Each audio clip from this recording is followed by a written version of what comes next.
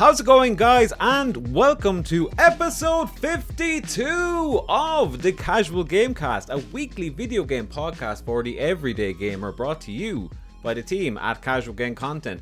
I'm Phil Keogh. I'm Bowe. And we are joined with the lovely Aaron Thompson. It's been a while, Aaron. How are you, mate? I know. How are you? How are you doing? I've only heard yous. I haven't interacted in a while. Well, bar text. That is actually bizarre when you think about it. Like, Aaron does all of our editing, by the way, for anybody who is unaware. And we haven't actually, I personally haven't spoken to you in a couple of weeks. But yeah, but you've heard my voice every week, which is strange. The only time I ever get to hear your voices is 2 days after you've used them. It's an odd relationship we have here, boys. Yeah. I want to keep up to track. Sloppy seconds when it comes to voices, you know. If you have never been here before, welcome. You have stumbled across what is by far the most casual of gaming podcasts on the interwebs, a casual gamecast, if you will. And if it is your first time with us, welcome, because we're going to have quite the show. In fact, we're going to have our 50-second show, and if you are unaware, we record this every week. We've yet to miss a week, so that means 52 weeks in a year. It's been a year, baby. Woo! Don't get too excited. I was letting you get your excitement out first. You know, I didn't want to shout over your excitement. You know, everyone gets a turn. You're so considerate. I know. Well, to celebrate, like, it's a year anniversary, so I decided that to celebrate, I'm going to come to you now in glorious HD instead of a crappy laptop webcam. We're out here doing it professional now, boys, you know. Yeah, I was going to say Shane chose to show his enthusiasm for 52 weeks by painting his colour the brightest yellow I've seen in a long while. Yeah. It is an expression of how he feels on the inside. It is an expression of how he feels trapped between those four walls. The emotions he feels. He's having a bit of a Bo Burnham type reaction in there, yeah. The bright canary yellow joy that he feels deep inside his soul. Would you believe that wall is actually green? No, it's not. No. It is actually green. Yeah, what wizardry have you performed, Shane? Ooh, magic. The magic of... This is what I'm using my 4-year TV and media degree for, how to light a wall. And it's bizarre. When I think of you, I always think of you as being like quite red-haired, but then, you know, I know that it's more of a strawberry blonde situation, really, but that wall really, really makes your blonde highlights sing, like. I know, yeah. What can I say? I'm glorious golden-haired... whatever. I'm an Aryan's wet dream. You truly are the Samantha of the group. Anywho, yes, welcome, folks. It is, as I said, episode 52, and in order to celebrate, we're going to do things a little bit different around here, so do stick around. We're going to have some fun things to do. First of all, we're going to do what we normally do and catch up. What have we been doing? And maybe even just talk about, wow, we've been doing this for 52 weeks now. That's nuts. But then we are going to check in on what we've been playing, what we've been watching, before taking a break, and then the fun truly begins, because normally we do news items at that point, but because of the day that's in it, I kind of wanted to do something a little bit different. So I have loosely prepared a number of parlor games that are video game related that I'm going to put upon Shane and Aaron. Stuff kind of like 20 questions, never have I ever, 2 truths, 1 lie, that type of thing. So stick around, it's going to be good. And at the very end, we are going to do our usual community question of the week, which this week comes in from D. Gorman, who asks, if you could play a game from any other game character's point of view, who or what would it be? If you want to know what each of ours would be, stick around to the end. But before we get to any of that, I need to know, lads, how has the week been, Shane? Grand, yeah. I mean, not to give people too much of a peek behind the curtain, but we're not recording on our usual day, so there hasn't been actually a huge amount of time between the last time we recorded and this recording. Yes, in fact, it has been. We record generally on a Thursday. Today is Monday. We had scheduling differences that needed to happen. So yeah, we've had 3 days, really? 3 days. Do you know what I do? Actually, I have some news. I have Disney Plus now. Interesting. Yeah, so there's my news. I have Disney. I now have another streaming service to add. Well, I don't have it. My partner's parents decided to get it, and they were like, "Here, do you want to log in for Disney Plus?" And I was like, "Hell yeah, bring it on." Exactly how I have it. Yeah. And so far so good. I'm actually watching. I'm watching a a TV show on it, but we'll get to that in our TV show section. Mm-hmm. I don't want to give away too much too soon for the lovely listeners at home. But yeah, it's a cool service. I've had a flick through. There's loads of interesting stuff that I want to check out on it. I can't wait till they add more in some of the original program. I just watched the trailer before coming on here for Why the Last Man, the TV show that they're making based off the comic book. Looks interesting, you know, and now I'll be able to watch it without having to whip out the old pirate hat and eye patch. Not that you would. No, never. I'd never do anything like that at all. I think actually Disney has come on a long way since its beginnings. Like we got it right at the beginning, again for free. Thank you, my partner's parents, and like it was cool in the sense that like okay, every Disney movie's on there, which is pretty sweet because I'm an animation nerd. But I'm not really going to go back to them that often. Then obviously they had literally bought The Simpsons like months before it came to Ireland. So like, you know, all of a sudden all the Simpsons were on there. So it became a Simpsons box really. And I literally watched every Marvel movie again about 2 months before we got Disney Plus. So I was kind of okay with more Marvel movies for a while. But like since then, you know, all of those Marvel TV shows came out. They have that partnership with Star now, whatever Star is, and like all of the most random TV shows and movies are on there now. Like, you know, like I was watching Snake Eyes with Nicolas Cage on it there recently, and that's like next to Bambi on the you know, the ticker tape or whatever. And then I'm watching The Walking Dead there too. So like, you really do need parental controls when you're on Disney Plus. Like, it's crazy. Yeah, it's nuts. It is a cool service, but like you say, it's weird to be like, you know, will I watch Bambi today or will I watch, you know, Walking Dead where it's zombies tearing each other apart and killing each other? But it's a good service. I'm enjoying it. Like, it's like any streaming service. I was a really early adapter of Netflix, like really early, and like that thing has come on leaps and bounds over the last whatever 7-8 years, however long Netflix has been around as a streaming service. You know, at first it was terrible. I was often had days where I was like, why am I paying for this? What am I actually getting here for my £6 a month or whatever it was at the time? God, I remember when Netflix was like £6 a month. I don't even know how much it is. Like, I haven't paid for Netflix in years. My partner pays for it. How much is it? It's now up to like 10, like 12 quid a month or something. Yeah, I think, yeah, Saucy 12 enough. I could double check that now, but I think like 12 for like 2 screens at 1080p. Something like that. You don't even get 4K. Oh no, you 4K is extra. No, you don't. No, you don't. Okay, Aaron, you're gonna have to report back to us there how much the 4K is. But like in the early days, it has come on a long way in Netflix, you know. But like Disney did it like overnight. You know, all those acquisitions that they've been doing over the past like 3 years has really come home to roost the second that they did a streaming service. It's great now. Yeah, it's brilliant. It's absolutely brilliant. I'm having a look at the price there now. For €8 a month, you get 720p video. For Who's paying for that? Euro, some dude with a CRT in Mayo. That's about it. For 13 quid, you get HD video. For Ultra HD, it's 18 quid a month. Wow. I don't see what it says about how many screens. Oh yeah, but that's up to 4 screens. 13. Also, that 8 quid a month at 720p is only for 1 screen. So, you know, that's a very scaldy man with a CRT in Mayo who wouldn't dream of sharing it with anyone else. That's interesting because like when you think about it, Netflix came out and it was like 1080p. Well, maybe it was 720 because it's that old now. But like it was always unlimited screens up until like a couple of years ago, you know, and now it's like €2 more than where it started out, and you're getting 720p at 1 screen. It's like, God, that's getting fairly like, I don't know, that's getting fairly twisty now. I would say chances are that 1 screen at 720p is just for a mobile user, like someone who's like, yeah, I just watch stuff on my phone, my iPad or something. Yeah. Someone who that's about the only use I see for it now, to be honest. Well, I know what to get people for Christmas this year. But moving on from that, Aaron, we haven't spoken to you in ages. How has your life been? Well, my past week has been a roller coaster, Phil. Really?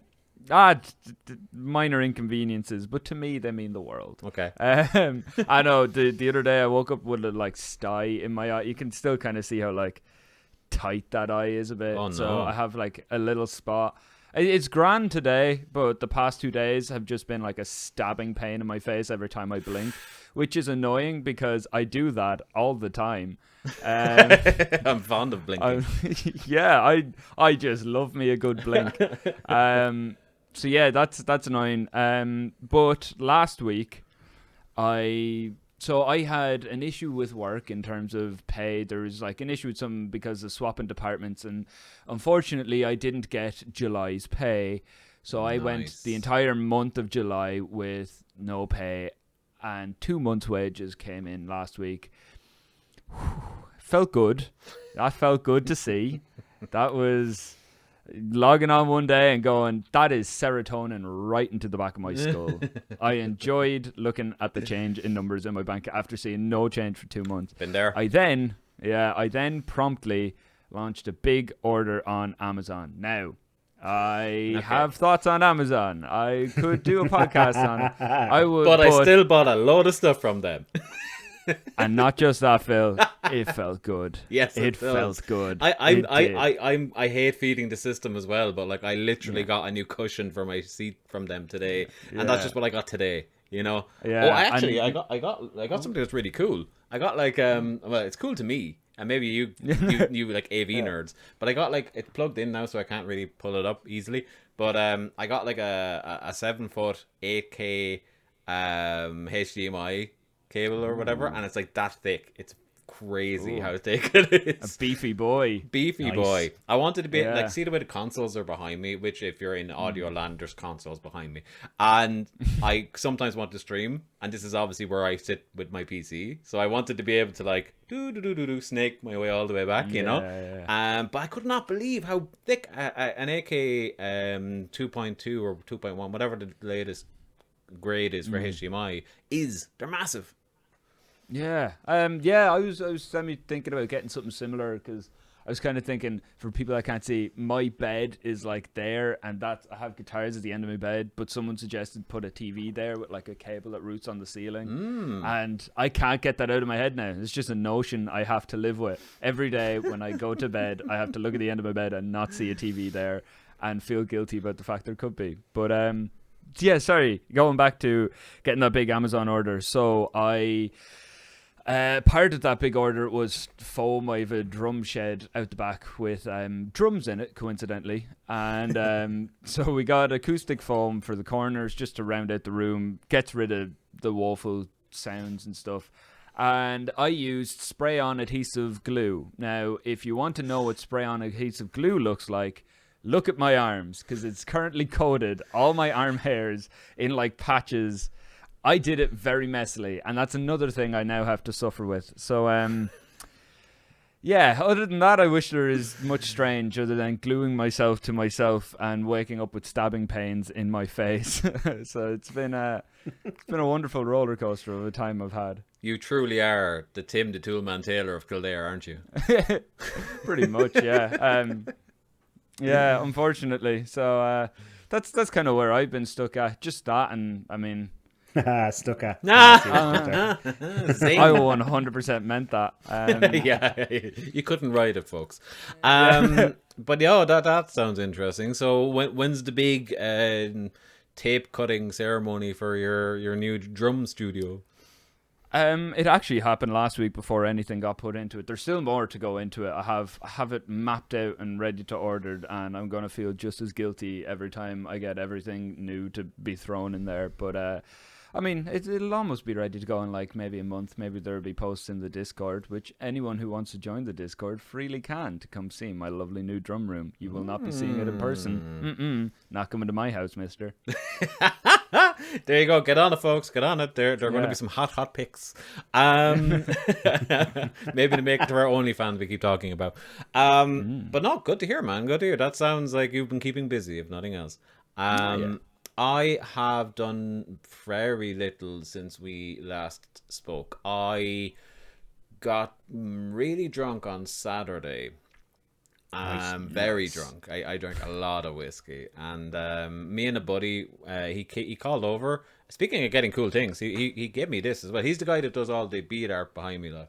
But he gave me this thing. Audio listeners, I'm sorry,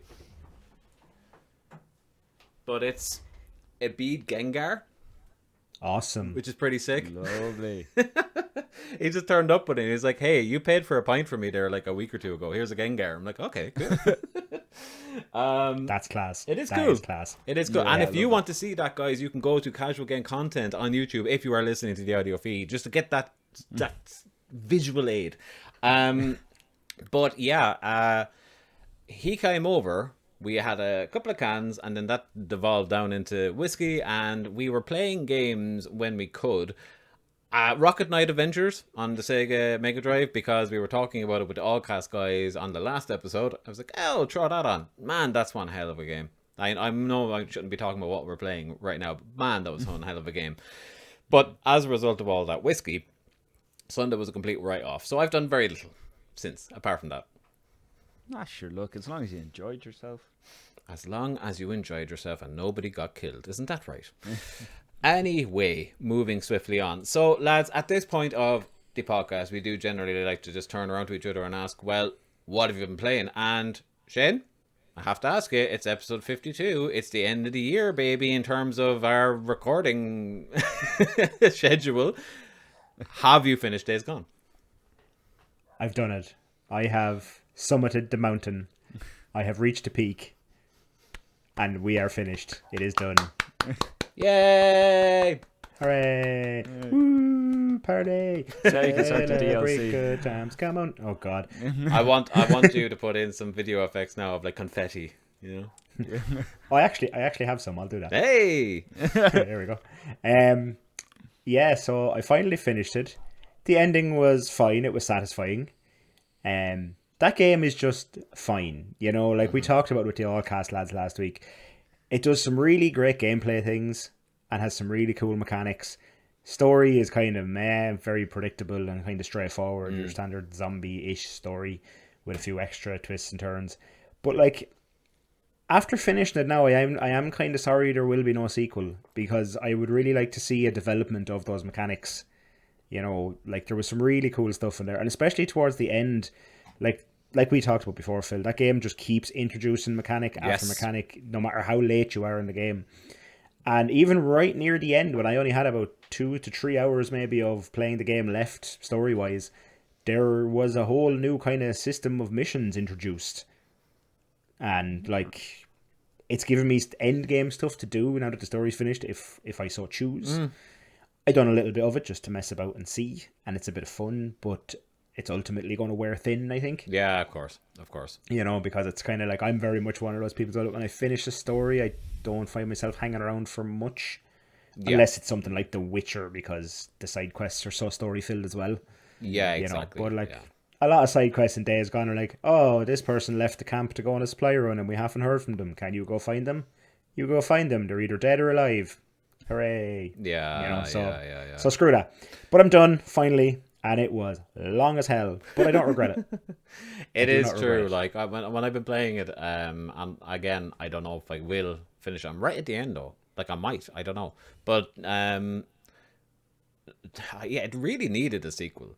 You know, like it really deserves the sequel because it's so close. Like it just needs some polish to be fantastic. You know what I mean? And it was like, it's on the better end of fine. You know, to say that it's fine is one thing, but you can see the potential in it. You know what I mean? You can see it. It's not just like your average 7 out of 10. It's like, oh, it's so close to being more than that, you know? Yeah, exactly. I completely agree with you. And after finishing it as well, I don't know, maybe because it's kind of loosely based off pretty much 2 TV shows like The Walking Dead and Sons of Anarchy. But I kind of thought to myself, this would make a half decent TV show. The kind of show that, you know, gets like 20 episodes a season, that's on at like dinner time every night. Yeah, AMC Central. Yeah, AMC. Yeah. Not like crazy HBO budget, but enough to have decent special effects and stuff. You know, dinner time TV. I think it would make a good dinner time TV show. Yeah, for sure. Like realistically, it is a crossover between Sons of Anarchy and The Walking Dead in terms of concept. And why couldn't The Walking Dead have a crossover with Sons of Anarchy as a spin-off? Well, why not? Like, and it could work. Exactly. You know, throw Boozer in there, you're at the races. But yeah, no, that's good to hear, man. Fair play. One more time. Woo! Yay, we're done. Maybe now we can stop talking about Days Gone. We've been talking, like, for a game that was not on our radar whatsoever, we've been talking about that game for like 5 weeks now. We have. Next week, hopefully, we'll be talking about Metro Exodus, because I got it really cheap on the PlayStation Store. Interesting. That is quite the game, although I've only got a little bit into that one. I keep meaning to go back to it. Yeah. So I hope to start that this week, and by next week when we're recording again, I should have some thoughts on the early game of Metro Exodus. Stick around, folks. Tune in next week. Tune in to a whole new 52 run. Anyway, moving on. Aaron, what about you, man? Have you been playing much since I spoke to you last? Since we spoke to you last? I have gotten into an online multiplayer game for the first time in a couple of years in my life. Wow. I am playing Apex Legends the past while, and I am loving it. I saw you on the Discord. You know, it shows your username and what you're playing or whatever. And I was looking at it going, I didn't realize Aaron was into FPS games or whatever. Aaron didn't realize Aaron was into FPS games either. I saw it, and I can't remember what it was. It was just like a video of someone that like popped up on Reddit. Someone like doing these quick, because it's like it's a parkour FPS shooter in a way. Mm-hmm. And just seeing like people sliding through doors and shit like that. I was like, yeah, that's just. That's giving me a buzz in my brain. That I'm like, I like, it's a good shooter. Just you don't stop moving. Like if you move or if you're not moving, you're losing. Yep. I like that. It's just constant feedback, just constant action. I'm very much enjoying it now. That, and because I got one of my mates to download it, so I've just been playing with it. Because when like you have a team as well, you can proper just get into it and be like 2 there, 2 below, and what have you. But yeah, I'm learning that. I'm getting into the world of Apex Legends and learning my different champs. It's good. Because as I said, I haven't been into FPSs before. I couldn't get into them, and I realized specifically why I couldn't, because I, with my quadruple digit IQ, decided that the best course of action was to just pump the sensitivity of my mouse as high as possible. That was the only way I'd ever be able to look. So like every time I played FPS games, I'd think about looking somewhere, and then my character you're already there. Like You're 720, 720p spins, and I was just always getting frustrated. I could never aim right, and then eventually I just started Apex and didn't change the mouse settings or anything. I was like, oh, this is different. This just feels better, and so I've been into it. It's fun. It's enjoyable. Kind of is what it is. I've seen like a lot of there's a bit of a burst back into it because like a new season has started. Mm-hmm. But yeah, so it's like the first time I've played a competitive online game, because normally, as Phil, you sort of alluded to, I don't like playing competitive games. I like my sort of strategy, sit back, overlooking sort of stuff. Was never really into the likes of first-person shooters or even what I like to call direct control games. Sure. Because I did an artsy thing in college. Now everything I do has to sound like it gets coated in a spray of artistic expertise. My direct control games. It's but beautiful. I was never mad into them. But yeah, I don't know. Just Apex, yeah, it hit different. I wish I could give like a big, beautiful analytical speech about like all the things I like about it. But I mean, sometimes you just start up a game and your brain can go burr, Joe. Yeah. No, I love Apex. I think it's great. I kind of it came at a point though where I was not as into multiplayer shooters anymore. So I played it for like a month or so, and I enjoyed my time with it severely. But I haven't really gone back for the other seasons. But the reason I went into it in the first place was Riot Games. Like it is Riot, isn't it? Their last game, Respawn. Thank you. Yes. Respawn. Riot is Valorant. Yeah. Yes, that's who it is. Sorry, that's why they're so confusing. Yeah. But yeah, their last game is probably the best first-person shooter that has ever been created, and it's the most underrated one in the world. Titanfall 2. Titanfall 2 is phenomenal. Like, and especially as a multiplayer game. Like, it has the best single-player game probably in any FPS, but like the multiplayer is phenomenal. Every gun feels amazing. The versatility of movement with your wall running and all that stuff from Apex comes from that. And throw into the mix, well, when you get like 5 kills, you can now summon a massive robot and get in and wreck shit. Like, you know, it's like, it's amazing. But I literally maxed out every single class in that shooter game, and I hadn't done that since like Modern Warfare 2. So that'll tell you like the hooks that game had. And it's still amazing to me to this day that EA released that on the same week as Battlefield 1 and just left it to die, because Battlefield obviously has that cachet, you know. Yeah, they were fairly set off the boat. I mean, yeah, I never got to play Titanfall, but I recognize like where it come from. You can tell a lot with like the characters. I've seen gameplay and stuff. I never got to get into it or play it myself because I just wasn't into FPSs. Still going, man. The community is super strong on PC. Even if you pick it up in a Steam sale and like even just play the campaign, it is a really solid campaign. And it is pretty much like playing Apex as well. So if you're enjoying that and you just want like a single player tinge on that same kind of experience, it could be worthwhile. Yeah. All right, I'll give it a shot. But now that we have forced Aaron to play something that he may not have ever wanted to, moving swiftly on, as I mentioned, had been playing some retro games, played some Rocket Knight Adventures, which is awesome. Are you guys familiar with that one at all? You play as like a possum that's in like full plate armor, and it's like a Sonic platformer type thing. But like you have a rocket strapped to your back, and that's like the core conceit, is like you fly around the screen. But like we were playing that, me and my buddy, and every single moment they're throwing something new at you. It's not like a normal platformer.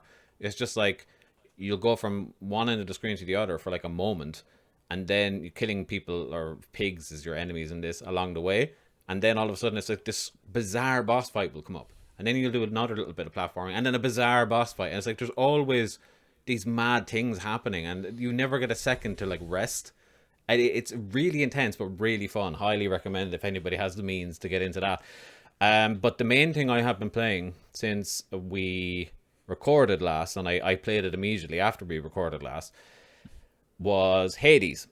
I've sold my soul to Hades. It's probably my favorite game of the year. It's amazing. It is amazing. I have it installed. I played a bit of it, and I think I can't remember what it was. I just ended up moving on to something else, but I loved the art style, all like the little things of like you'll stand on one side of a room, just leave it, and then it'll just show you around, things like that. And even just the raw gameplay of going in, and even kind of what I was saying about Apex, it's just constant. There's something you have to do.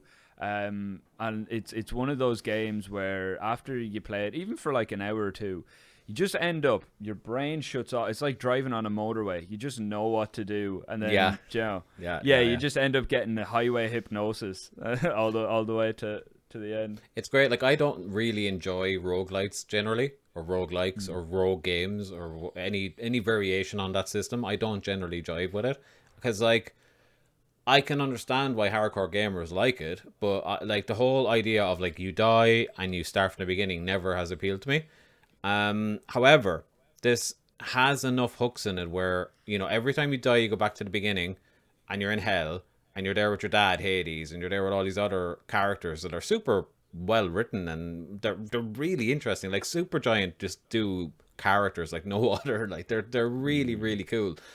And so you're learning more about them every time you die, and then you're probably getting stronger as you're going through by picking up stuff, because it's like you can still keep your power-ups essentially as you go, but yeah, it's just, there's something about it. And then the weapon variety is crazy, because you have like access to I think 6 to 8 weapons, and then every time you are going through the level you will get like these boons from the gods. So the gods are trying to like help you escape hell essentially, and as such they're granting you these little boons that are like power-ups for your weapons or whatever, and there's like 3 or 4 different kind of permutations per god, and they all stack on top of each other. So every single run, even if you're using the exact same weapon every time, will be 100% different if you choose it to be. And a lot of the times you get random choices. So everything that's like pick from one of 3 Poseidon upgrades that will put like water effects on your weapon, but it'll be 3 different random things. If you did another run and got Poseidon again, it probably wouldn't be those at all. So you never get to like go, oh, I'm going to build it in this exact way. You're kind of just dealing with it on the fly. And that makes it so much fun, because I've just stumbled ass backways into some amazing builds going like, I would have never picked that out of a lineup, but because I was kind of forced into it by chance, it worked out amazingly. And I beat bosses I was struggling on, thinking I was doing the right thing, because of just random elements that made me do something that was completely against my intuition or whatever. It's amazing. It's fantastic. The gameplay is absolutely bonkers, and I love it.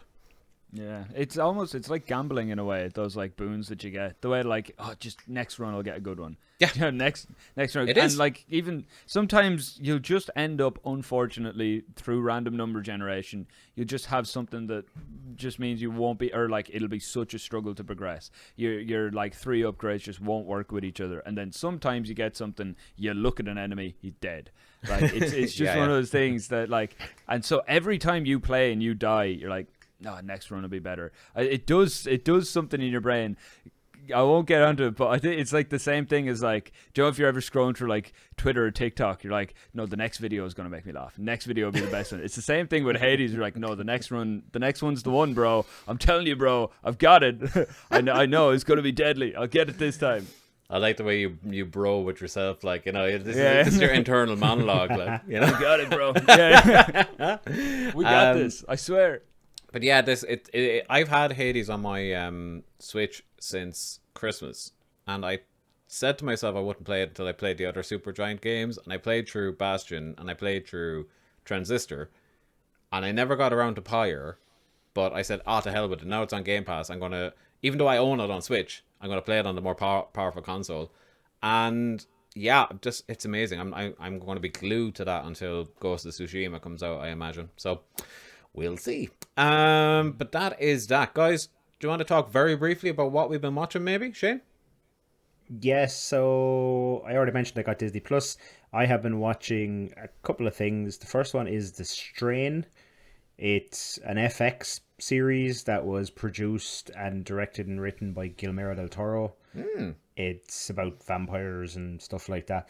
It was out 5-6 years ago. Only got 3-4 seasons, then got cancelled or whatever. Right. It's really enjoyable. It is that dinner time TV. It's a little bit violent because it's vampires and it's a bit gory, but at the same time, I think all the money went on special effects and makeup, and then they kind of went with lower tier actors, so it feels like that dinner time television. Gotcha.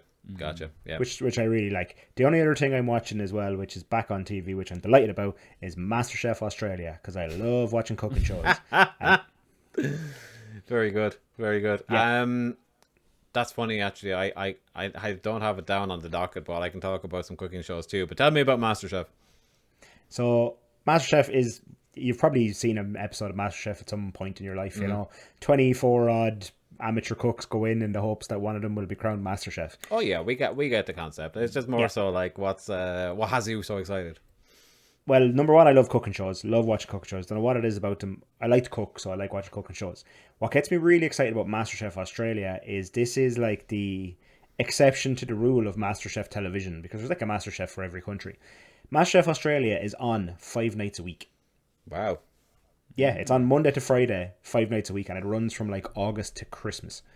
So it's guaranteed Monday to Friday I will have at least an hour, sometimes 2 hours. More often than not, episodes are an hour and a half long of TV that I'm invested in, someone gets sent home that I really liked and I'm really bummed out and stuff, and then there's people that you don't like because they're assholes, and you get really sucked into it. I know it's reality TV and I know a lot of it's not No. but No. I won't stand here and have you think that I don't get this. I get this. I can tell you now. Yeah. I like these kind of shows, and I haven't really watched many of them over the years, but I do enjoy them. Come Dine With Me is a big favorite of mine. I love that because it's just random people being weird in their own houses, But the one I started watching recently, and it was because you had mentioned it and I seen it on E4, and I was like, oh, actually, yeah, do you know what? Today's the day I'm going to start watching the show, is the Great British Bake Off. Love it. Yeah. I love it. I know, yeah. I've just started it. I'm just it's the newer ones now. I didn't see the older ones on the player. So it's the one with Noel Fielding and stuff in it. But who I love anyway. You remember the days of the bush. Yes. But the the sheer love and affection you have for some of those contestants. Like there was an old woman on that first season named Flo, and she just like she came out the gate like roaring, like she had some amazing cakes at the beginning, and then she just had like 2 or 3 days of bad luck, and I was like, oh god, Flo, you're killing me. Oh no, Flo, and then she got let go. I was genuinely sad making a cup of tea. Like I remember Flo. I remember Flo well. That was a sad day for Bake Off. Do you know what's can great? we pour about one out Bake for Flo? We can pour one out for Flo. Just pour Coke all over my keyboard. Do you know what I like about Bake Off more so than the rest of them? And I love the rest of them as well. Is that Bake Off does away with a lot of the reality TV drama. Yes, you know what I mean. Exactly. It's really, everyone's really nice and helpful, and it's quite happy TV. Now there is drama because someone's like, you know, you're like, oh, you're putting that in the oven now with 10 minutes left. What are you doing, you moron? You'll never bake. You know, obviously it's easy for me to scream from the sofa like we all like to do, but Bake Off is just a little bit different, and it's a lot nicer, and it's a lot less of the like, oh, let's ramp up all the fake drama that people are screaming at each other and hate each other, and you know. Yeah, it's amazing. It's relaxing TV. It's amazing that they've like restrained themselves from that for like however many seasons it has ran now. You know what I mean? Like that's something you don't see often, and that's kind of why I also like Come Dine With Me or whatever, is because they don't get an opportunity to script stuff, obviously. Do you know what I mean? So like people are generally odd, and they've maybe prepared a monologue in their head or something, but like, you know, there's not that like sheer obvious like, oh, she is such a bitch for saying blah blah blah, and it's like, well, somebody clearly told you to say that and arranged the situation. You know what I mean? Yeah, I mean, the other thing I had heard about, I believe it was Great British Bake Off, that if a contestant gets overwhelmed, that some of the hosts, I can't remember the names of the two hosts, but they used to just start like disparaging brand names on camera. They'd like stand in front of the contestant and they'd start saying like, oh, don't buy this brand, don't, because then they can't use that footage.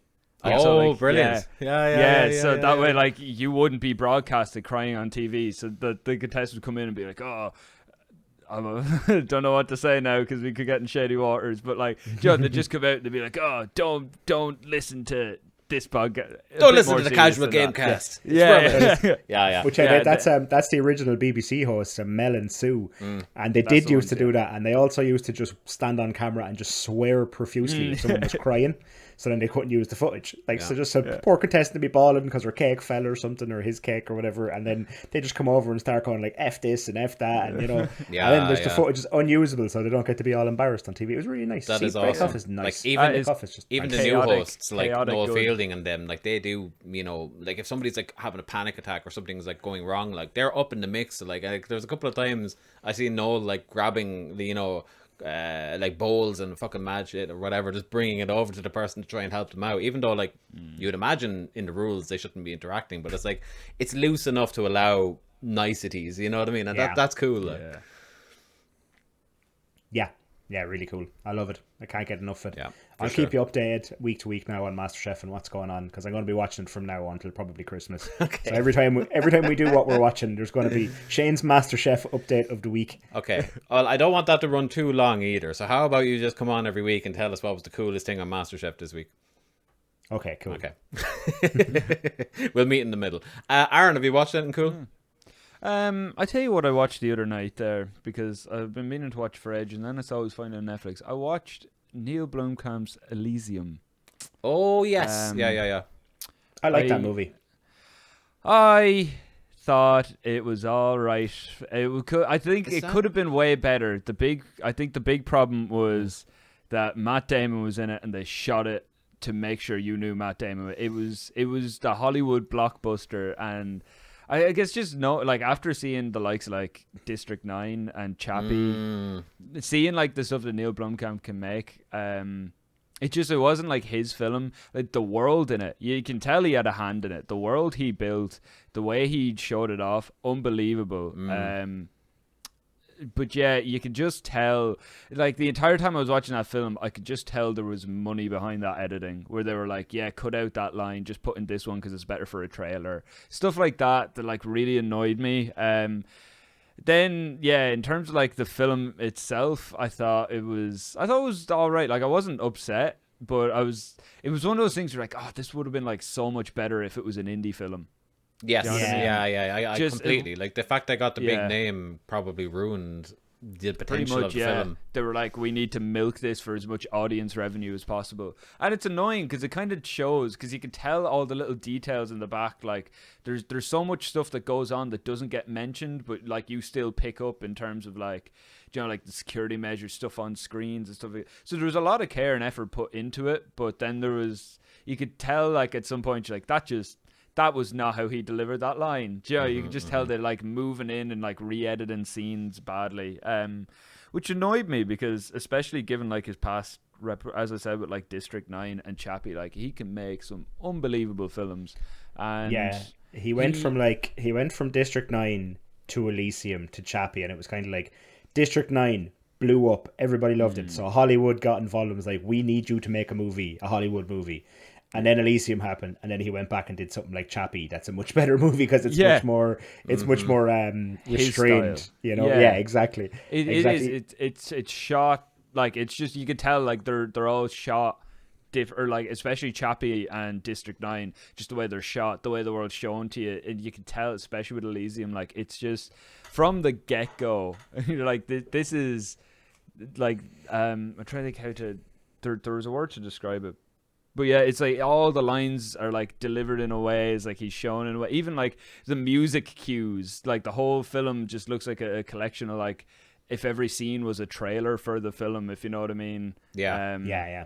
Or he's like, yeah, he'll like get shot down and then picked up. He's like, I'm gonna get rid of them, whatever. Do you know what I mean? Or like, okay, yeah, that was exactly how that was scripted. That was completely natural and not just pushed forward for plot convenience and what have you. But It's funny that you bring it up. Like, Elysium popped into my head the other day for the simple reason that I seen something about Richard Branson and Bezos and Elon Musk, the billionaire space race, basically, and I was like, wow, we are really working our way to an Elysium future, aren't we? We're all the billionaires going to live on 100%. Yeah, like at their fancy space stations and whatnot. Yeah, like maybe they won't be like as dramatic as like a Final Fantasy 7-esque, like people living on the plate, like, you know what I mean? But like it will probably be like the rich of us will leave the planet at the very least. Do you know what I mean? It'll be what I believe is known as an anarcho-capitalist society. Well, there you go, folks. That's where you come here for. Yeah, for big dirty words like that. But yeah, like it's not looking too dissimilar. So take that as you will. Yeah, you're not wrong. Yeah. I mean, that's I think you may put on a bit of clown makeup if anyone listening thinks that they're going to end up on Elon Musk's Mars based. And if you are going to end up on Elon Musk's Mars based, please donate. Money's nice. You clearly have a lot to spend. Yeah, exactly. Yeah, let's set up that Patreon just for you. But anyway, that's been interesting. Yeah. I've actually not thought about Elysium myself in a while, so now that has awoken me to the dystopian future that we're living in. I thank you for that. I won't sleep tonight. Let's move swiftly on and take our socials break, where we remind you, the viewers and the listeners, where you can follow all things CGC, and we do encourage you to do so. Please do consider it.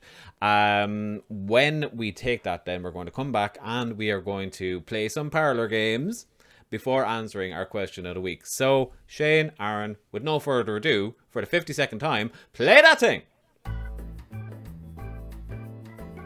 Hey there! If you want to keep up with all things casual game content, you can do so in a number of ways.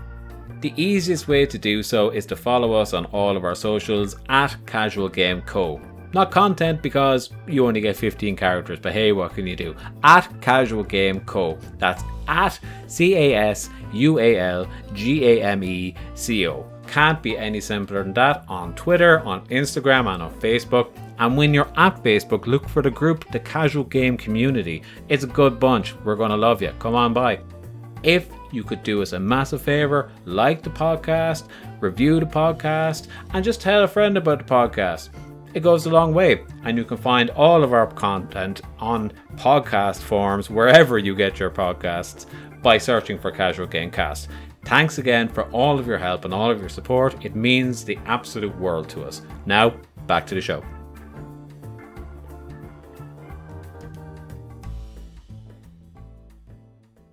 And folks, we are back. Now, as I said, normally at this point of the podcast, we would like to do the news, where we generally talk about what news stories of the week interested us. However, because it is our 52nd week, and that means it is our year anniversary, I did want to change things up a little bit. So what better way than to play some parlor games? You know, like Shane, you have been like I've been on 52 episodes here. We nearly missed one or two in fairness, but 52 episodes here. You've been on about 50 or so, and then Aaron has edited probably 40 of them or 30 of them or something in between. I think been I on hopped about in 3 or 4. Yeah, I think I hopped in around episode 14. So whatever the math is on that. Oh, I was somewhere actually around pretty spot on. Between 30 and 40, First- bang. Literally started the start of this year, wasn't it? It was January. It was just after December. Yeah, so pretty much every podcast this year. Nice. Yeah, so But- however many weeks are in the year again. But in that time frame, we haven't played a game with each other on this casual game cast, I should say. And I think that's a shame. So we're going to rectify that today, boys and girls. And the way we're going to do that is I have taken 3 parlor games, the kind of games that you would normally play around a dinner table as you wait for, you know, your food to come out if you were having a dinner party. Okay? First of which we're going to play. And keeping in mind we're keeping this a video game version of these games, the first of which will be 2 truths, 1 lie. The game where you have to pick a subject. Generally it's about you, but you can play it about a subject where you say 3 statements about the thing, 2 of which will be true, 1 of which will be a lie. And it's up to the other people, of course, to guess which one is the lie. Okay? We're all following each other? Yep. Okay, cool. So I'm flying by the seat of my pants with these 2 ones. I have 20 questions pretty much sorted, but I'm flying by the seat of my pants here, so forgive me, okay? My game is Far Cry 5.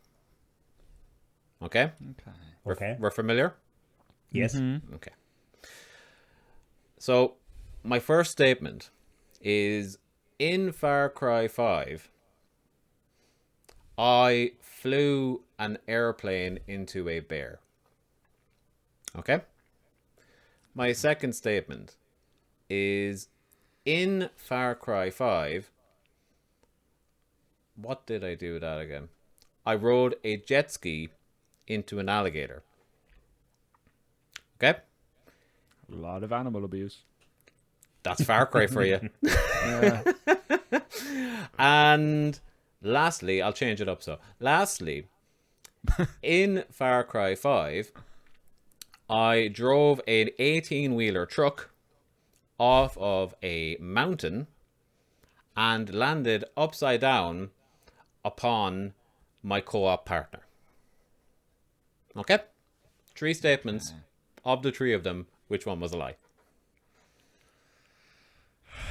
I'll go to Aaron first, because that's confusing if you don't know who to speak first. Aaron, you go first. I mean, I can easily see the co-op partner thing happening because, like, it's very easy to be like, "Oh, here, get the truck down here," and then you just completely misjudge the physics. Happens to the best of us, Phil. There's no shame in it. The jet ski into an alligator, I can also see because I'm assuming like one would just pop up and then you've hit an alligator with your jet ski just roaming around. Airplane into a bear, I feel is it's the hardest of the 3 to do, but it's also the most memorable if you do it. So It's up for you, man. It's all on you. right, airplane into a bear is your lie. Okay, so your answer is airplane into a bear. Shane, of the 3 statements, what do you think? See, I think the bear one's true because I think that's too cool that you want to tell people about it. I think if that happened, you want to shout it from the rooftops. So, but having played Far Cry 5, it's like super easy to hit an alligator with a jet ski. Like, there's alligators everywhere, there's jet skis everywhere. So I'm going to go with your 3rd statement as the lie. So you're the 18-wheeler off a mountain landing upside down on the co-op partner. Yes. Okay. So we have our answers. All right. Aaron's going with the bear. And Shane's going with the co-op partner. So if we can get this in post, please, drum roll. The answer is number 3. the 18-wheeler falling off the mountain, landing upside down the co-op partner, because I never actually had got an opportunity to play it in co-op, even though I had people bugging me to do it. Now, I would have happened, I'm sure, though. I'm sorry, Aaron. I'm sorry.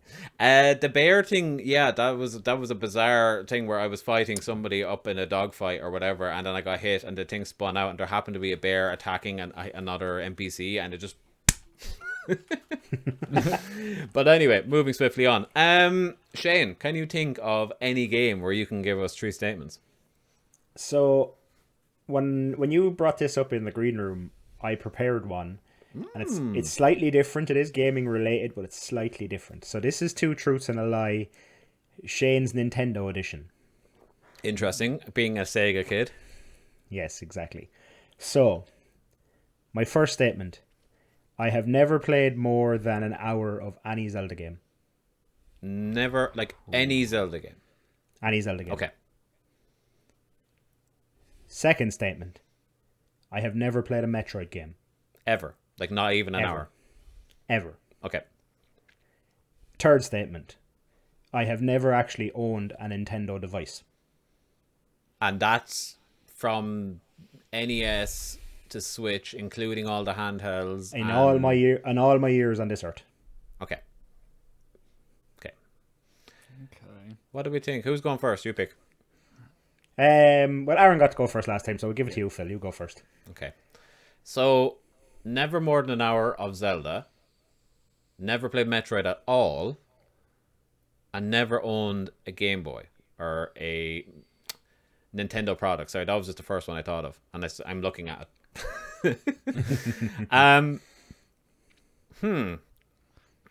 That is interesting. I think you have had a Nintendo product. I think you have had one. I know, actually. Wait. I don't want to give away too much of the ghost, but I think that one's a sound bet. The Metroid one is interesting because not a lot of people that I have talked to over the years did play a lot of Metroid. I'm like an exception to the rule. Like, I've never met another person that wasn't like somebody that was big into retro games that went back to it. You know, like, I never knew anyone that grew up with Metroid. So that's possible. And never more than an hour of Zelda. Yeah, that's what I'm going to go with. I'm going to say you've never played more than an hour of Zelda, any Zelda game, and that you have had a Nintendo console, but... Oh, wait. I'm supposed to find the one lie here. Sorry. So, yeah. I'm going to pick the one... So, I was doing it the opposite direction. It's my game. You'd imagine I know. I say that the lie is the Metroid one. Okay. Aaron. Right, here's the... If you've never owned a Nintendo console, then that also would most likely mean you never played more than an hour of, like, Legend of Zelda and stuff like that. You know, those things would kind of go hand in hand, unless you got it from a friend, but chances as well, I don't know. I haven't mapped out the entire release schedule of the... Sorry, you said Metroid or Metro? Metroid series. They're all on Nintendo as well, so that would be a given as well. I think you've definitely had a Game Boy or a DS at some point in your life. I refuse. Yeah, that's where my head was as well. Yeah, for sure. Yeah, most of. Yeah. I also think there is no way you, Shanebo, would have passed up the chance to play Breath of the Wild for more than an hour. So I think, Metroid. wait. Have you poked a hole in Shane's logic here, actually? Hold on. When you said so, I was like, I'm waiting for a retraction here. No, I was going to say so, as in I was getting ready to prepare for the drum roll because I thought Aaron had chosen his answer. Oh, wait. So what was your answer, Aaron? My answer is the same as yours, Phil. Metroid. I think you've never played a Metroid game. Wait, do you think that's the truth? So what's the lie? You're looking for the lie, Aaron. You're looking for the lie. I did it too. Yeah, sorry. I'm after... Sorry, wait. Looking for the lie. You think the Zelda one is the lie by that logic? Wait, but then... Hold on now. We've blown his mind. Wait. Wait, so if you've never owned, then if that's the lie, you have owned one, meaning you most likely have played more than an hour of it. Now I think two of them are. Wait, Do you? hold on. Okay, Only one can be a lie. let me answer me this question. Do you think Shane has played a Metroid game? But now I'm thinking You think he has? I think like if he's owned a console. Wait, was the story not he's never played? So if that's the lie, that means he has. Correct. Yes. Sorry. So Metroid. You're right. So, Yeah. I think it's true he hasn't played a Metroid game. But then like the other two, I also think the other two are true. I hate this. Wait a second. Yeah, because it's the lie. It's the lie we're looking for here. Okay, so I've confused myself here now too. So realistically, okay, let's just go through the three options one more time. Okay, I have never owned a Nintendo console. I think that's the lie. That's the lie. I'm retracting my answer. Sorry. Yeah, to be. we both answered this backwards, Shane. We both think that you have had a Nintendo console, and the other two are less probable. So, here's am I right in saying that, Aaron? Knowing Shane, I also think it's more believable he's played more than an hour of Zelda than it is that he's owned a console. So unless he did like what I did, I only played Breath of the Wild because I got a lend of a Switch. So unless someone lended it to him or let him. No. Okay, well, my answer is going. I'm going to change it from Metroid. I'm going to say the lie here was very much the Nintendo console thing, I think. Okay, well, I'm going to say the lie is no more of an hour of Zelda. Okay, Shane. Okay. Drum roll, please. Phil's correct. Yay! I own a Game Boy Color. I only know that because 2 episodes ago we talked about it. Yeah, I owned a Game Boy Color. I thought I was hoping I was kind of banking on you maybe forgetting that. Yeah, I owned a Game Boy Color, played like Pokemon and stuff like that. But yeah, I've never really played more than an hour of a Zelda game because I haven't owned many Nintendo devices, and I just never played a Metroid game. There you go. Now, so that's one for Shane, one for me, and now Aaron, it's your go. So I guess whoever wins your one wins this. If we both lose this one, Aaron gets a point, and then we're. That's true. Then we have to have like a face off or whatever. Like. All right. Sudden death lies. Sudden death. Okay. Okay. I'm trying to. Right, I'll go in the same sort of vein as Shane. Okay. I think the first one. This first one might be a bit of a giveaway if anyone follows me on social media. So. Is it a lie or is it the truth that I have a mural to a video game series tattooed on my body? I have completed The Witcher 3 multiple times. And I got into a sport based off of enjoying the video games for said sport. Because I want to keep it a bit vague, if you get what I mean. Yeah. So, like, I played the video game, a sport-based video game, and then got into that sport in real life. Got into enjoying consuming that sport in real life. Can I ask you a question, a clarification one? When you say The Witcher and you completed it multiple times, what's your definition of complete? Is it like seeing the credits? Just finished the game. Yeah, played through it. Okay. I'm gonna say that's the bullshit one because I don't know about the mural thing. I don't know actually, to be honest. But I myself have seen the credits twice on The Witcher, and I don't know anybody else I've ever had that because everybody goes, "Oh yeah, I played like 200 hours of it, but I never finished it." You know, so like I find that so rare that I'm gonna go with that one. Bold choice. Bold choice. So I've seen most of your mural in person. We went to college together. I seen it from its inception. I was hoping you wouldn't consider it a mural. I know I've destroyed the leg, but I was like, maybe he just still thinks there's only like one little sticker on the back of the car. So I'm gonna agree with Phil because I do believe the sport you got into based off of video games. Okay. If we have a drum roll, that'll be lovely. Cue it up. Yeah, you're both right. So what happens now? It's a draw, baby. So we take those points and we move on to our next game. Our next game, ladies and gentlemen, it's electric. It's electric, guys. Can you feel it? Can you feel it in the air tonight? Our next game is Never Have I Ever. Okay, we're going to do one round of this, and we're going to see how many times we can get someone to put their hands up. Okay, now we'll try and keep it fun. Don't do something dumb. Okay, but for every person that puts their hands up, you get another point. So, Aaron, you're currently on 0 point, ni point. And myself and Shane are on 2. All right, so let's just do one round of this, and then we'll get into the 20 questions, okay? So, never have I ever... This is actually hard. I've done quite a lot of things in video games. So I'm just trying to think of what have I not done that I think you guys have done. Okay. Never have I ever gone to... Oh no, I have. I was going to say I've never gone to a LAN party, but I did like back in like 2012 or earlier, 2007 maybe. This is a hard one. Crap. Why didn't I prepare for this? Never have I ever worked in games retail.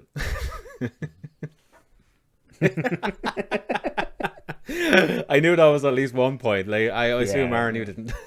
No, not me. No, I wouldn't be cut anywhere near that like a business. I do apologize. I was just trying to think because it dawned on me. Oh wait, I can't have done the thing. Is the thing? Do you know? So then I was just struggling because like I try everything in games, so I was like, crap, what do I do? Okay, so Aaron, what about you, man? Never have I ever traded in a games console. Really? Yep. Wow. Never done it. Oh wait. Traded in.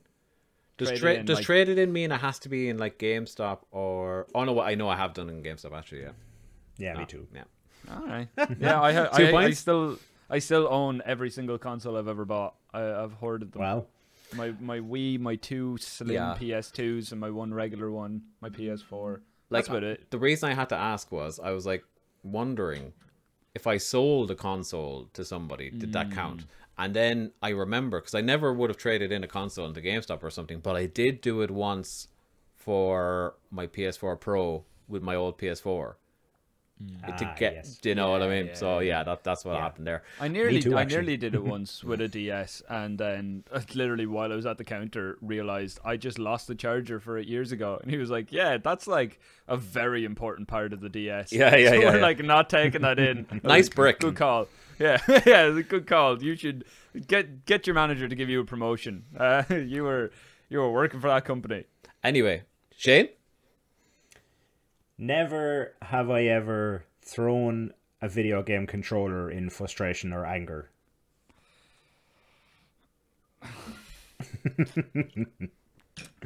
Not hard or anything. Like I've thrown it into a couch or something. You know? can probably see like the triggers and like even the seams on the side. I do not get angry at games except for the UFC games. I had no idea why they used to infuriate me when I was playing online, because I felt like I was actually losing the fight. I was just getting angry. I was like, stop punching You're an me. angry man. We've all known. We've all known. Yeah. I'm sorry, I couldn't hide it anymore. That means that's 2 points for Shane. So that puts you over the top into 4 points with my measly 3 and Aaron's 2. Aaron, you came back swinging in fairness, but we could not beat him. him. But with that, one more game to pull out of the parlor bag, guys, and that is video game 20 questions. The inspiration for this, just in case anybody thinks we're robbing the idea, we kind of are for one episode, but there is an IGN video game podcast called Game Scoop where they do this every week. I think it's a cool idea. I would love that if nobody knew about that podcast, maybe to rob this idea or something, but I'm obviously not that bold. But I think it's okay to do it for one episode, so let's have a bit of fun with it, okay? So, I have picked a video game. It can be any video game on the planet, but realistically, because this is our one and only probably time playing this, I think it's only fair to pick something that everyone would know. You know, everybody has a chance of getting this one, okay? What you guys have is 19 questions, and your last one has to be a guess. Okay? So, like, is it bang? You know? You can ask me anything you want. If I know the answer to it, I will obviously say yes. If I can't answer the question honestly, I'll withdraw the question from your number. The number. Can I ask for a small stipulation? Yes, Can you we can. make it? Can we make it 21 questions so we each get a guess? So we get Okay, 19 okay, questions. I'll allow it. We'll get 19 questions, and then well, question 20 is my guess, and yes. question 21 is Aaron's That's guess. my counter stipulation, is that you can't, like, you know, use 20 questions of guesses and then have one, or of finding out and then one guess. You have to have two guesses if you're getting 21. Yeah, of course, yeah. Aaron guesses and I guess. We each have a different... Okay. Unless it's, like, I mean, if it's conclusive after, like, 16 questions that we both know exactly what you're going to is, get you know down what I to, mean? like, a thing where there's only two options, and then you're just like, I'll just take one if you take the other. Like, you know? Okay, I have a slight bold rule. If you want to take a guess early, does that end all your future questions? Like, if you ask No. 9 But questions, I think like, some people do play it like that. It. Yeah, I think some people You do don't play wanna it like do that, but no. I'll allow you to keep going. okay. I guess uses up a question. Though. Yes. That's only fair. Exactly. And it's yes or no questions, right? You can only answer yes or no. That's the rule, isn't it? Yeah. Well, generally, yeah. Like, if you ask me, like, what is the genre, I can't tell you. But Yes, if you of ask course, me, is it a fighting game, I'll say yes or no. Yeah. Cool. I'm up to speed. Okay. So let me just remember my answer just to be sure. And okay, are we ready? Mm-hmm. We are ready. Okay. So let the questions begin. Shane, you can go first there. Okay. I'm just going to do this, by the way. So Yeah, of course. Yeah. Let me see. Sorry about the silences, folks. We'll cut these out because I'm thinking of a question. think of the broad statements here as well. I'm going to give you. this- I'm going to give you a tip as somebody who's listened to a lot of games. I Think I of the have a broad good- questions. I Like have a good when, first where, question. Yeah. platforms, that type of shit. I have That's a good that. first That was actually going to question. be my. That Okay, was going if to be you my wanna go question as well. Yeah. Is it exclusive to one platform? When you say exclusive, do you mean at the time Like, is it or a- currently? At launch is what I'm asking. Yeah, I just meant kind of, like Zelda's exclusive to Nintendo, that kind of thing. But I suppose games get released on PC all the time. We'll say at launch. At launch, Yeah. yes.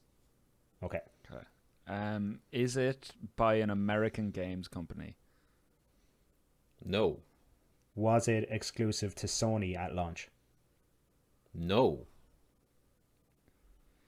Is it by a Japanese games company? Yes. Was it exclusive to Nintendo at launch?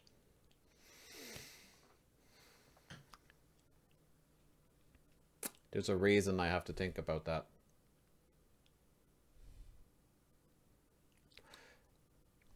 Yes, with a little trepidation, but yes, I think that there could be argued, even for your first question and that question, that it wasn't, but I think the world considers it as a yes. Okay. Was it released in the last 5 years? No. Last 10 years? No. Okay. Is it a part of a long series of games? Yes. It's really awkward to hold your hand like that. It is, isn't it, John? Part of a long series of games. Wasn't released in the last 10 years.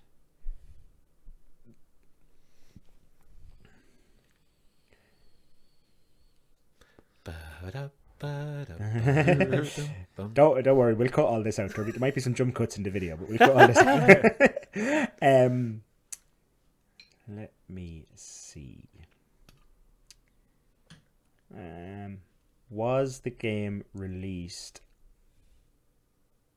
on Nintendo 64? No. Okay. In this long series of games, do the games tend to feature the same protagonist every time, or is it different protagonists in different games of the series? Not including spin-offs. That's not a yes no question. That's not a yes or no. Well, it is. It's like The first half was, and then you added more. The first half was. No, but sorry, I was clarifying. I just meant like, does it have the same protagonist or does it not have the same protagonist? Yes. Yes. Okay. So that's 10 questions. Okay. I'm going to go for another console question. Was this released on the GameCube? No. Damn.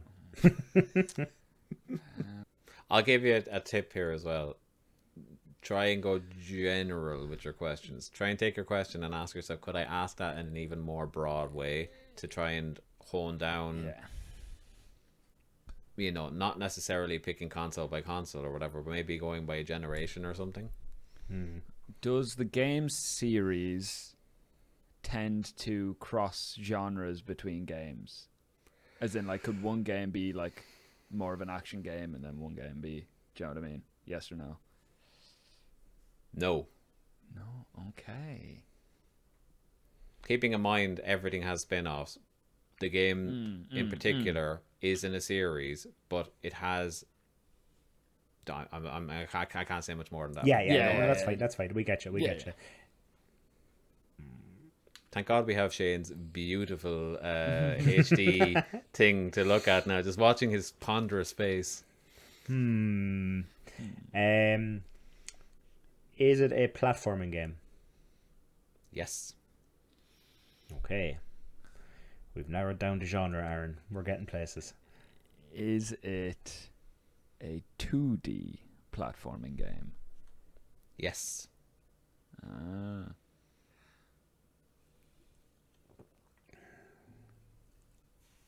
Is it a Mario game? No. Was it already mentioned on this podcast approximately 20 minutes ago? Approximately 20 minutes not ago. Not the specific as in game. Since we started playing this game. Yeah, no, sorry, I mean as in was the series mentioned on this podcast, this episode? Let me just think. I don't believe so. If I'm wrong, I'm sorry. I don't think so.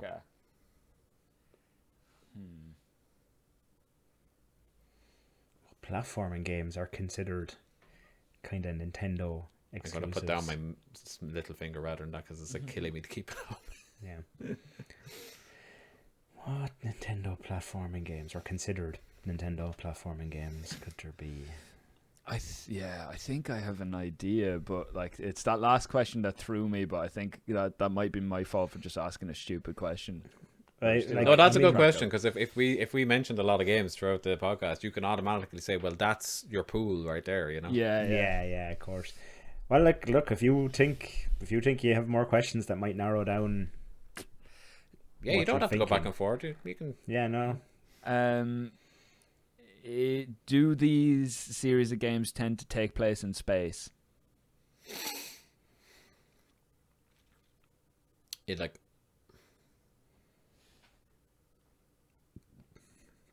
I'm not sure how to answer that because, like, are you saying these games are generally in space? Sorry, better question. Does this game specifically take place in space? No. Based on your exact wording, no. Okay.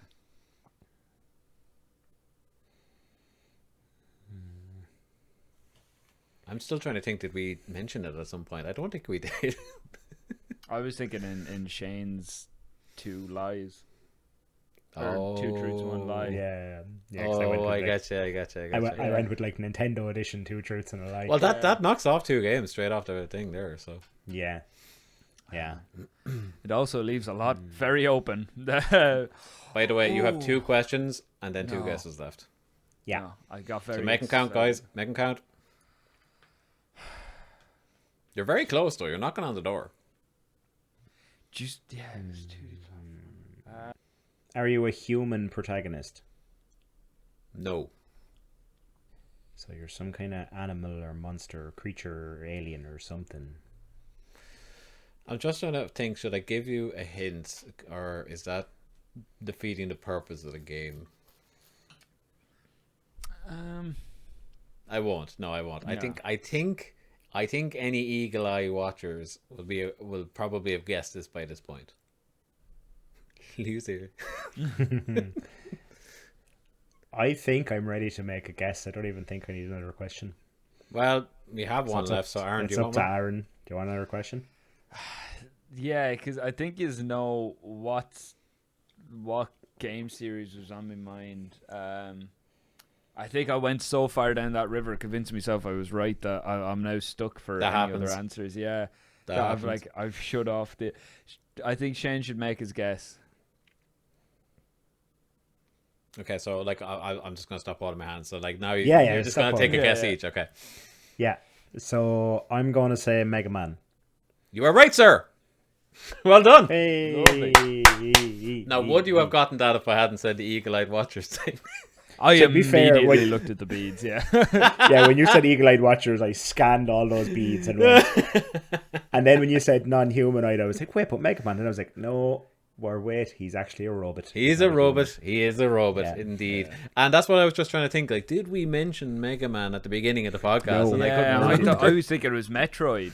Yeah, That's why I was yeah, like, yeah. just take place in space. And then at the same time, it was like, well, I've never really played a Metroid game, so maybe they're like, I don't know, maybe they take place in like Clondalkin or something, and I just don't know. Like, yeah, that's the sequel. That's what Dread is set. That's why it's called Dread. It's actually very reminiscent of Clondalkin. But yeah, that was it. Mega Man. I said I'd keep it as just general Mega Man. If you if you got really weird and went like Mega Man 4, I was like, I'd still give it to you, you know. But yeah, that was that. Interesting. I thought it was a bit of fun, all the same, you know. Yes, no, definitely fun. We got the party poppers out, we got the party hats on, and we played some games. Okay, that is CGC's first birthday, ladies and gentlemen. Let's move on to the question of the week, shall we? Play that thing. Question of the week. Now, guys, our question of the week this week comes from the Casual Game community on Facebook, where you too can get in there and get in on that question asking action. But this week it comes from D. Gorman. And D, how are you, D, by the way? Asks the question: if you could play a game from any other game character's point of view, who or what would it be? Now, what I perceive that question to be is, if you think of a video game, you generally think of its lead character or characters. But there's often, bit parts, there's often antagonists, there's other people who you just see flashes of that you don't really see their perspective. If you could play the game from start to finish as those people, who would you pick and why? And I'll get us started here to get the mental juices going, because I immediately had an answer. I have two answers. First of all, is Dutch from Red Dead Redemption 2. I would love to see a game where I'm sending Arthur and John and all of them out to do these ludicrous missions in order to, just get that one last score before they go off and, live the high life. But you see Dutch breaking down mentally as the game progresses. I would love to see those inner monologues as it's all just falling apart around him. I think that would make for like the writing of the Rockstar team in Red Dead. If they put you in that kind of situation where you're losing it from the inside and everything's falling apart, I think that would be amazing. And that character was great as well. So that was my first inkling. But my second one was always one that I thought was really interesting. Is Shane, you'll know this now. You know, being a Zelda nut. In Wind Waker, which is the GameCube one, it's often said that that's a great game, not only because it's, cel shaded and beautiful and whatever. It's often said that that's a great game because the antagonist of the Zelda series, Ganon, gets really a fair shot in story in that game for the first time ever. He actually has a character. He's not just like evil imposing dude. He actually, you speak with him. Like, there's many times where he's speaking with Zelda, he's speaking with Link, and he's just a guy. He's just a guy that's like making odd decisions or whatever, and it's very humanizing, and it's in a very interesting kind of portrayal of that character. And I've always kind of wanted to see more of that, to the point where he was the focus. If you're not familiar with that game, that's going to be a very odd choice. But anyone that's listening or watching that is familiar with Wind Waker, Yeah.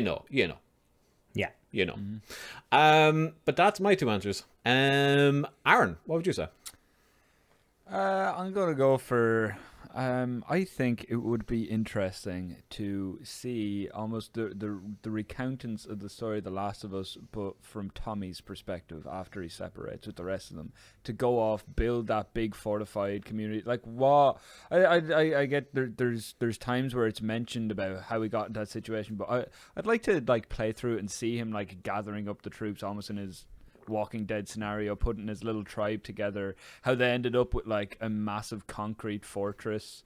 Plus, I mean, you can have arguments about Last of Us 2, but at least with Last of Us 1, you're stuck in a world that's already, well defined, well made. I feel like there's not too. It's more so that I feel like there's not too much you can do wrong with that. If you were to make a game and redo it from Tommy's perspective, it'd be very hard to do it wrong. That, or I think Tess's perspective to see how she met Joel. That could be good. Yeah. I've always said that I'd love to see more, because I thought we would see a lot of it in The Last of Us 2. And not to give any spoilers, but we don't see an awful lot from Joel's perspective in that game. But, I always thought that when that game was coming out, we would see more of that, time period where Joel lost his daughter then met Ellie, I said this to Shane in college when they were talking about making The Last of Us show. I hope that that's what the show covers for a bit, is what got him into that in-between stage between after losing his daughter. Show it in the show, right? That could be cool, yeah. Because I remember as well saying it to yourself, Phil. I'd prefer if you were to take a medium and put it in another medium, like a video game, into a game. I don't want the game as a TV show, because a direct retelling. You're just taking away the thing that makes the game enjoyable, which is the interactivity. I want like extra explanations. Like I love watching videos about like video game lore, because that's like an extra thing to the game that I don't get to interact with.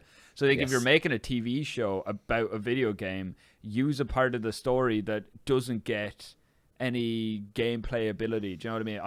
I think that'd be a great way to go about the TV show. But ultimately, this ain't the HBO offices, if you can't tell. Well, like that is a great way to go, because I love those lore videos too. People do. People love them. And if, like with the Last of Us TV show, Naughty Dog and Neil Druckmann and all them, they are involved. So we are going to see canon pretty much stuff happening. Whether it's official canon or not, it's going to be damn close.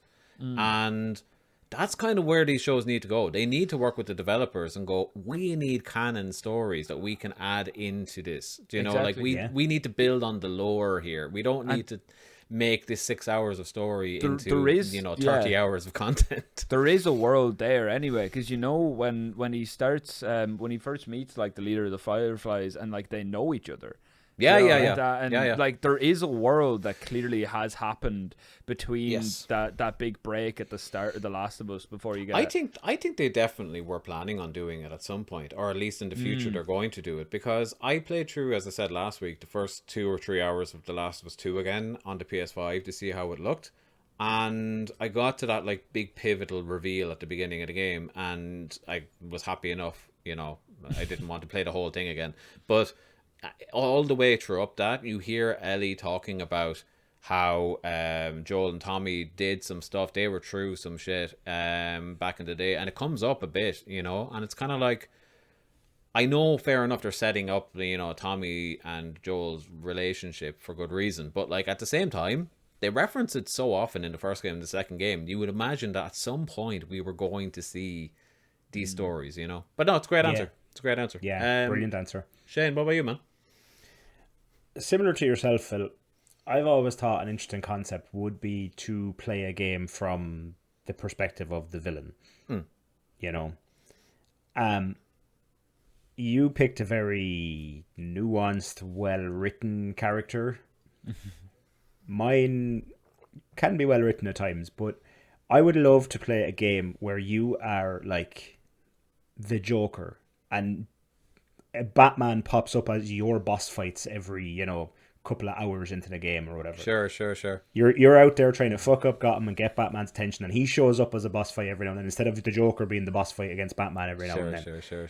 Just to see that perspective and what it is that goes through the Joker's head to mess with Batman all the time. I know we've gotten into his head in a lot of the Rocksteady games, but like to really be like, peek behind the curtain and be like, watch him sitting there making these plans, going, what am I going to do next to mess with the Batman? You know, how am I going to get his attention? How are we going to have some fun today? Then just go out and cause general mayhem and chaos. I like it. Yeah. Deadly. Also, that's the second time we've done these questions in the last like 2 or 3 weeks where the Joker came up. Yeah, he's just, like I said, he's just fun because he's just so crazy. He's just super fun. But like, you know, there's actually a few Batman villains. You know, I'd quite probably happily play as the Riddler, and it's kind of a puzzle game where you're setting up traps and things for, you know, for the almost like a puzzle building game, creating game kind of thing, you know, where it's like you're building the Riddler traps for Batman to try escape from. Give me a penguin game all day long. Just let me have a multitude of umbrellas. That's all I'm after. You know, give me a big rubber duck to ride around in. You know, awesome. No, but I think in fairness, some good answers there.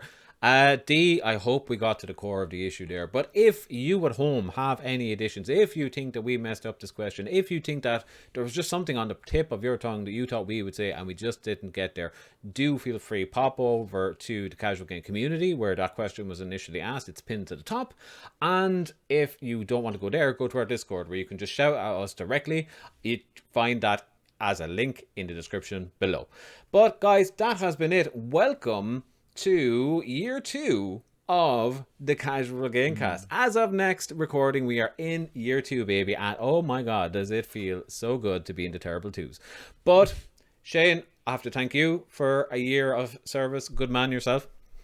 You're very welcome, and thank you for a year of service. Thank you. And Aaron, thank you for the best part of a year of service. Yes, thank you very much. And thank you, lads, for providing me with such incredible content to edit every week. It's unbelievable. It's unbelievable. Gold. Aren't we all just so great? We're all brilliant. Can we actually take a moment to just really appreciate how great we are? But no, seriously. And Aaron, you don't get enough love at all. So thank you not only for all the effort you put in over the past year, but specifically for this episode where you're going to have to do a load of little drum rolls and audio cues and stuff. So enjoy that. Sure. Look, that's only part of the fun. That's part of it. The 20 question section is going to be a wondrous experience. But, that's going to be really easy for Shane. That's going to be really easy for you to edit because nobody will see us like jumping around. You know, but for Shane, suppose, I'm gonna have to cut it around and stuff and just. Fade to black, fade to black, fade to white, fade to color. Just start flashing effects on the star wipes. Just loads of star wipes. Now that I've said it, star wipes. Yeah, I might actually throw some star wipes in. That would be great. There's different transitions. Yeah. Anyway. Sure, I'll do that. Why not? And you at home, you've just seen how these episodes get edited. It's just on the spot ideas that I throw out and I have nothing to do with. Anyway, move along. So, guys, if you have gotten this far, thank you so much for making it this far. It has been an awful lot of fun, and it's been a pleasure to do this for the last year, and may we do it for many, many more.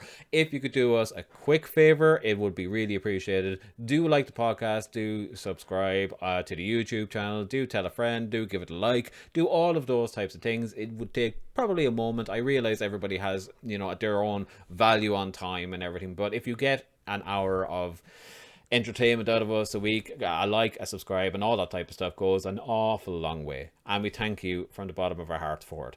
If you want to find us on social media, you can do so in a number of ways. They're all in the description below, but at Casual Game Co. anywhere will pretty much find us. I am streaming every Tuesday on Twitch over at our Twitch channel, which is Casual Game Co. also down below in the description.